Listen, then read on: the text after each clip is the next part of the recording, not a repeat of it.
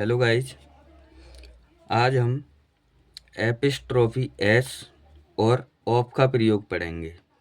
Epistrophy S का प्रयोग कहाँ करते हैं और ऑफ का प्रयोग कहाँ करते हैं, तो देखते हैं। अब पहले चलते हैं एपिस्ट्रोफी एस पर। इसका प्रयोग कहाँ करते हैं, किस लिए करते हैं। एपिस्ट्रोफी एस का हिंदी में अर्थ होता है का, की, के।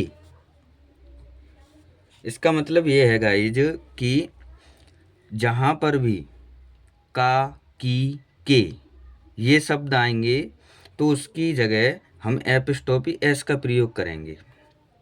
तो ये करते कहाँ हैं? ये गाइज करते हैं जहाँ पर सजीव वस्तु पाई जाती हैं। सजीव वस्तु के लिए, सजीव वस्तु के लिए का, की, के का प्रयोग मीनिंग किसका करेंगे? एपिस्ट्रोफी एस का। और इसका प्रयोग गाइस सीधा करते हैं। कैसे करते हैं? सीधा। एग्जाम्पल दूंगा मैं अभी, तब पता चलेगा कैसे करेंगे।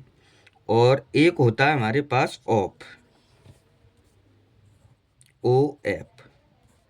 ऑफ का प्रयोग कहाँ करेंगे? इसका भी अर्थ क्या होता है हिंदी में? का, की, के। इसका प्रयोग भाई करते हैं निर्जीव वस्तु के लिए। निर्जीव वस्तु के लिए इसका प्रयोग करते हैं उल्टा। कैसा करेंगे गाइज? उल्टा। अब इसके देखते हैं एग्जाम्पल। जैसे मैं बोलूं मुकेश का भाई, मुकेश का भाई। तो गाइज पहले तो ये देखना है, ये नाम है तो मुकेश सजीव ही रहा होगा। जब सजीव है तो इसमें का की मीनिंग, किसकी? का की मीनिंग। का की मीनिंग गाइज इसमें लगाएंगे एपिस्ट्रोफी एस। और प्रयोग कैसा करेंगे इसमें? सीधा। तो सीधे का मतलब ये है कि इसमें मीनिंग जब लगाना शुरू करेंगे तो सीधी तरह से लगाएंगे। जैसे मुकेश की मीनिंग पहले मुकेश। अब एपिस्ट्रोफी एस कैसे लगाते हैं? जो हमारा पहला पहला शब्द होता है उसके जस्ट बाद बिल्कुल एक प्रकार से चिपटा कर उससे एपिस्ट्रोफी एस लगाएंगे। मुकेश एज, इसे बोलेंगे मुकेश एज। अब ये एपिस्ट्रोफी एस किसकी मीनिंग होगी? का की। अब मुकेश एज मतलब मुकेश का। अब भाई की मीनिंग BROTHER। ये सेंटेंस कंप्लीट हो गया। अब इसे कैसे पढ़ेंगे? मुकेश एज ब्रदर मतलब मुकेश का भाई। अब ये सजीव था तो हमने किसका प्रयोग किया था? एपिस्ट्रोफी एस का। अब ये अगला एग्जाम्पल लेंगे हम, निर्जीव का ले लेते हैं कोई। जैसे खाट। खाट जो चारपाई होती है, हम लोग सब सोते हैं। खाट की 4 टांगे, खाट की 4 टांगे होती हैं। तो खाट भाई निर्जीव है, और निर्जीव के लिए मैंने किसका प्रयोग बताया है? ऑफ का बताया है। किसके लिए? का की मीनिंग के लिए। तो और इसका प्रयोग करेंगे कैसा? उल्टा करेंगे गाइस। कैसा करेंगे? उल्टा। मतलब उल्टी तरफ से मीनिंग लगाना चालू करेंगे। तो 4 टांगे, 4 टांगे। 4, 4 की मीनिंग टांगे की लेग। अब टांगे एक से अधिक हैं तो लेग्स लगाएंगे, ये बहुवचन के लिए हो जाता है 4 लेग्स। अब की मीनिंग क्या लगाएंगे यहाँ? ऑफ। किसकी? खाट की। खाट की मीनिंग क्या होती है? Cot, COT, cot. अब गाइज ये भी सेंटेंस पूरा हो गया। अब एक आध और एग्जाम्पल ले लेते हैं। जैसे लड़कों के थैले।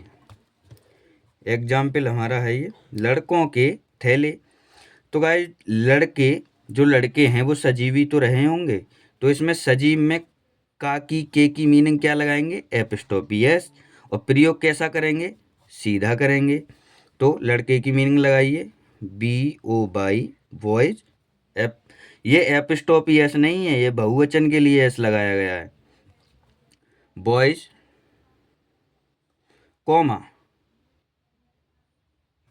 जब हमारा बहुवचन हो और उसमें एस ऑलरेडी लगा हो तो वहाँ पर क्या करते हैं, खाली कॉमा लगा के उसे छोड़ देते हैं। तो ये कॉमा ही किसका काम करेगा, एपिस्टोपी एस का काम करेगा, क्योंकि कॉमा के बाद हमने ऊपर कैसे लगाया था, एस ही तो लगाया था। यहाँ पर एक वचन था, इस वजह एस लगा दिया हमने। यहाँ ऑलरेडी पहले से एस आया है, अगर और एस जोड़ देंगे तो कोई मीनिंग पढ़ने में नहीं आएगी, इसी वजह कॉमा लगा देते हैं। इसका मतलब यही होता है कि इसमें एपिस्टोपी एस लगा है। तो बॉयज और थैले की मीनिंग बैग, और थैले बहुत सारे हैं तो बैग्स हो जाएगी। ये सेंटेंस कंप्लीट। अब एक और एग्जाम्पल ले लो। जैसे यहाँ होता लड़के का थैला, लड़के का थैला, तो अब एक वचन आ गया लड़का, तो बी ओ बाई बॉय। अब यहाँ कॉमा लगा के एपिस्टोपी एस का प्रयोग कर देंगे, तो बॉयज और बैग, बॉयज बैग। ये सेंटेंस कंप्लीट हुआ। अब गाइज मैं समझता हूँ कि का की के की मीनिंग लगाने में कोई दिक्कत परेशानी नहीं आएगी आपको। एक बात हमेशा ध्यान रखना है कि एपिस्टोपी एस का प्रयोग कहाँ करना है, सजीव वस्तु आएंगी वहाँ होगा एपिस्टोपी एस का प्रयोग, और कैसा होगा, सीधा होगा। अगली बात, ऑफ का प्रयोग कहाँ करना है, इसका भी अर्थ का की के ही होता है, निर्जीव वस्तु के लिए करना है, और कैसा करना है, उल्टा करना है। उसके हम एग्जाम्पल गाइस मैंने नीचे बना के दिखा दिए हैं। अब इसकी प्रैक्टिस आप ग्रामर की कोई सी भी बुक लेके कर सकते हैं। वीडियो पसंद आए हो तो वीडियो को लाइक करें, चैनल को सब्सक्राइब करें। Thank you.